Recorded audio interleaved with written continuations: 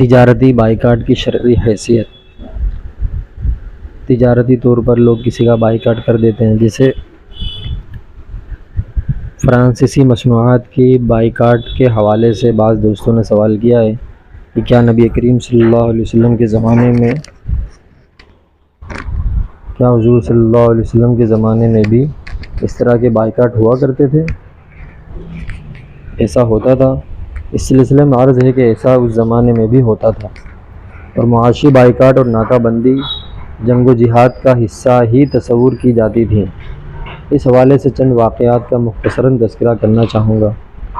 پہلا سوال یہ ہے کہ تجارتی بائیکاٹ جیسے کسی کا کر دیتے ہیں، فرانس کے لوگ حضور صلی اللہ علیہ وسلم کی توہین گستاخی عام طور پر کرتے رہتے، تو ہم لوگ یہ نکالتے ہیں کہ ان کے سامان کا بائیکاٹ کیا جائے، ان کی مصنوعات کا بائیکاٹ کیا جائے، ان کی پروڈکٹ کا بائیکاٹ کیا جائے۔ تو ایک صاحب نے سوال کیا کہ کیا حضور صلی اللہ علیہ وسلم کے زمانے میں بھی ایسا ہوتا تھا؟ تو بالکل جی، بالکل ہوتا تھا، اور ایسا یقیناً ہے، اور اس کے چند چیزیں آپ کے سامنے رکھنا چاہوں گا۔ قریش کے تمام خاندانوں نے بنی ہاشم سے مطالبہ کیا کہ حضور صلی اللہ علیہ وسلم کی حمایت و حفاظت سے دستکش ہو جائے۔ یعنی قریش کے تمام خاندانوں نے بنو ہاشم سے مطالبہ کیا کہ حضور صلی اللہ علیہ وسلم کی حمایت اور حفاظت سے وہ دستبردار ہو جائیں اور انہیں قریش کے حوالے کر دیں، تاکہ وہ اپنے پروگرام کے مطابق نعوذ باللہ انہیں شہید کر سکیں۔ بنو ہاشم کے انکار پر ان خاندانوں نے ایک معاہدے کے تحت اجتماعی فیصلہ کیا کہ وہ بنو ہاشم اور ان کے حلیفوں کے ساتھ اس وقت تک سوشل بائیکاٹ کریں گے جب تک وہ نبی کریم صلی اللہ علیہ وسلم کو ان کے حوالے نہ کر دیں۔ اس معاہدے میں سب سے پہلا رشتوں کا لین دین، دوسرا باہمی تجارت، اور تیسرا ایک دوسرے کے پاس آنے جانے کی ممانعت شامل تھی۔ اس کی وجہ سے نبی کریم صلی اللہ علیہ وسلم اپنے ساتھیوں کے ساتھ شیعہ ابی طالب میں محصور ہو گئے تھے، اور یہ بائیکاٹ 3 سال تک جاری رہا تھا۔ اس کی بہت ساری تفصیلات احادیث میں، تاریخ کی کتابوں کے اندر موجود ہیں، مگر یہ مہم ان کی ناکام رہی تھی۔ اسی دوران حضرت ابوذر غفاری رضی اللہ عنہ نے نبی کریم صلی اللہ علیہ وسلم کی خدمت میں خفیہ طور پر حاضر ہو کر اسلام قبول کیا، مگر اس کا اعلان حرم مکہ میں قریش کے اجتماع میں کیا تو انہیں لوگوں نے گھیر کر مارنا شروع کر دیا۔ بخاری شریف کی روایت کے مطابق حضرت ابوذر غفاری رضی اللہ عنہ فرماتے ہیں کہ اس زد و کوب کے باعث وہ موت کے قریب پہنچ گئے تھے کہ بنو ہاشم کے حضرت عباس رضی اللہ عنہ، جو حضور صلی اللہ علیہ وسلم کے چچا ہیں، وہ اس وقت اسلام نہیں لائے تھے، انہیں لوگوں کے نرغے سے نکالا اور ان سے کہا کہ بنو غفار کے ایک شخص کو تم قتل کر رہے ہو، یہ قبیلہ تمہارے تجارتی راستے میں ہے اور وہ شام کی طرف تمہاری تجارتی آمد و رفت روک دیں گے۔ اس پر لوگ پیچھے ہٹ گئے اور حضرت ابوذر غفاری رضی اللہ عنہ ان کی گرفت سے نکلنے میں کامیاب ہوئے۔ حضرت ابوذر غفاری رضی اللہ عنہ کو ان لوگوں نے چھوڑ دیا۔ دوسرا، ہجرت کے بعد انصار کے بنو اوس قبیلے کے سردار حضرت سعد بن معاذ عمرے کے لیے مکہ مکرمہ تشریف لے گئے۔ ایک واقعہ اوپر گزر چکا۔ دوسرا، یہ حضرت سعد بن معاذ رضی اللہ عنہ عمرے کے لیے مکہ مکرمہ تشریف لے گئے تو ابو جہل نے انہیں یہ کہہ کر عمرہ کرنے سے روکنا چاہا کہ تم لوگوں نے نعوذ باللہ ہمارے بھگوڑوں یعنی مہاجرین کو پناہ دے رکھی ہے، اس لیے میں تمہیں عمرہ کرنے نہیں دوں گا۔ حضرت سعد بن معاذ رضی اللہ عنہ کے ساتھ اس موقع پر ابو جہل کا یہ تکرار بخاری شریف کی ایک روایت میں مذکور ہے، جس کے مطابق جب حضرت سعد بن معاذ رضی اللہ عنہ نے ابو جہل سے جب کہا کہ میرے ساتھ زیادہ چھیڑ چھاڑ کی تو ہم تمہارے تجارتی راستے میں بیٹھے ہیں، میرا قبیلہ شام کی طرف تمہاری تجارتی آمد و رفت روک دے گا، اس پر ابو جہل پیچھے ہٹ گیا۔ 2 واقعات ہو گئے۔ تیسرا، غزوہ بدر اسلام کا سب سے فیصلہ کن معرکہ ہے اور اللہ تعالیٰ نے اسے یوم الفرقان فرمایا ہے۔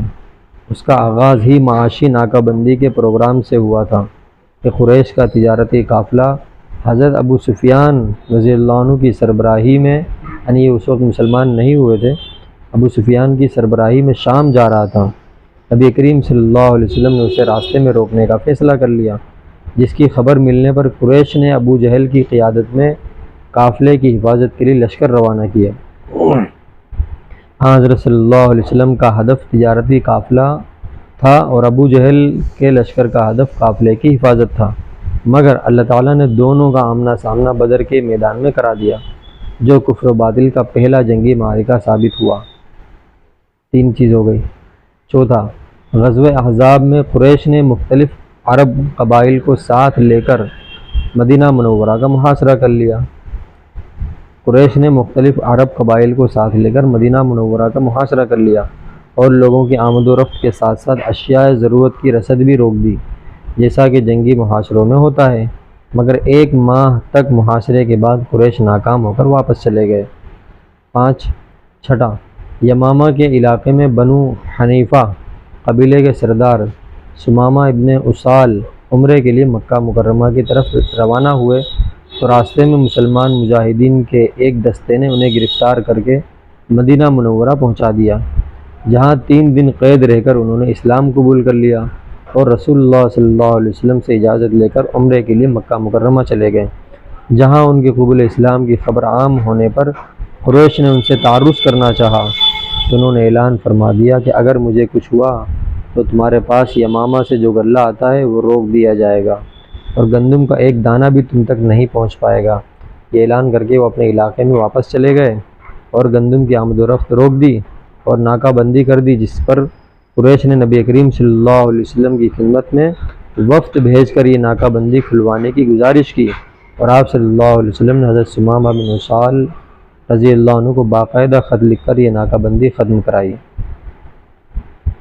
پھر اس کے بعد چھٹا، 7واں، حدیبیہ کے معاہدے میں قریش نے یہ غیر منصفانہ اور یک طرفہ شرط شامل کرا لی تھی کہ ان کا کوئی شخص مدینہ منورہ جائے گا تو وہاں حضرت صلی اللہ علیہ وسلم اسے واپس کرنے کے پابند ہوں گے، مگر کوئی مسلمان مدینہ چھوڑ کر مکہ مکرمہ آئے گا تو قریش اسے واپس نہیں کریں گے۔ یہ غیر منصفانہ معاہدہ ہے کہ اگر مسلمان مدینہ چھوڑ کر مکہ مکرمہ جائے گا تو اسے واپس نہیں کریں گے، اور قریش اگر مدینہ منورہ جائے گا تو اسے چھوڑا جائے گا، اسے جو ہے چھوڑ دیا جائے گا۔ یہ جو ہے غیر منصفانہ فیصلہ تھا، مگر کوئی مسلمان مدینہ چھوڑ کر مکہ مکرمہ آئے گا تو قریش اسے واپس نہیں کریں گے۔ اس کے بعد ایک صحابی حضرت ابو بصیر مدینہ منورہ آئے تو قریش نے انہیں واپس لانے کے لیے 2 آدمی بھیجے۔ نبی کریم صلی اللہ علیہ وسلم نے معاہدے کے مطابق حضرت ابو بصیر کو ان کے ساتھ واپس بھجوا دیا۔ حضرت ابو بصیر رضی اللہ عنہ راستے میں ان میں سے ایک کو قتل کر کے پھر مدینہ منورہ پہنچ گئے تو حضور صلی اللہ علیہ وسلم نے دوبارہ انہیں قریش کے مطالبے پر واپس کر دیا۔ حضرت ابو بصیر رضی اللہ عنہ راستے میں قریش کے وفد سے فرار ہو کر ایک جگہ ٹھکانہ کر لیا اور مکہ مکرمہ جانے سے انکار کر دیا۔ اب مکہ مکرمہ میں جس مسلمان کو معلوم ہوتا کہ ایک آزاد ٹھکانہ راستے میں بن گیا ہے تو وہ وہاں پہنچ جاتا۔ اس طرح کچھ ہی عرصے میں اچھا خاصا گروہ وہاں جمع ہو گیا۔ وہ ٹھکانہ قریش کے تجارتی راستے میں تھا۔ انہوں نے قافلوں کو روکنا شروع کر دیا، جس سے قریش کی تجارت متاثر ہونے لگی۔ چنانچہ قریش نے جناب نبی کریم صلی اللہ علیہ وسلم کی خدمت میں باقاعدہ وفد بھیج کر معاہدے کی وہ شرط واپس لینے کا اعلان کیا جس پر آپ صلی اللہ علیہ وسلم نے حضرت ابو بصیر رضی اللہ عنہ اور ان کے ساتھیوں کو مدینہ منورہ بلا لیا۔ اس لیے معاشی بائیکاٹ اور ناکہ بندی بھی جہاد کا حصہ اور اپنے جائز مقاصد حاصل کرنے کا ایک مؤثر ذریعہ ہے۔ چنانچہ فرانسیسی مصنوعات کا بائیکاٹ بھی اسی زمرے میں شامل ہوگا اور اسی زمرے میں شمار ہوگا، اور ہمیں یہ مہم سنجیدگی کے ساتھ منظم کرنی چاہیے۔ یہ بہت سارے ممالک ہیں جو حضور صلی اللہ علیہ وسلم کی گستاخی کرتے رہتے ہیں اور اسی طریقے سے نبی کریم صلی اللہ علیہ وسلم کی شان میں گستاخی کرتے رہتے ہیں، کبھی قرآن کریم کے ساتھ جو ہے گستاخی کرتے رہتے ہیں۔ سویڈن والا جب دیکھو تب قرآن کریم کی جو ہے گستاخی، قرآن کریم کو جلانے جیسی نعوذ باللہ حرکت کرتا رہتا ہے۔ تو اس طرح سے اگر ان کی کوئی پروڈکٹ ہم کو معلوم ہے تو ان ساری پروڈکٹ کا ایک طرفہ طور پر جو ہے بالکل بائیکاٹ کیا جانا چاہیے، اور بالکل یہ ان کے سے جو ہے یہ اس کا ایک اہم حصہ ہے۔ اگر ہم ان کا کچھ نہیں کر سکتے، ان کی چیزوں کو استعمال نہ کریں، ان کی چیزوں کو استعمال نہیں کریں گے، یہ بھی ایک جو ہے کیا ہوگا، معاشی طور پر ان کو ایک چوٹ پہنچے گی۔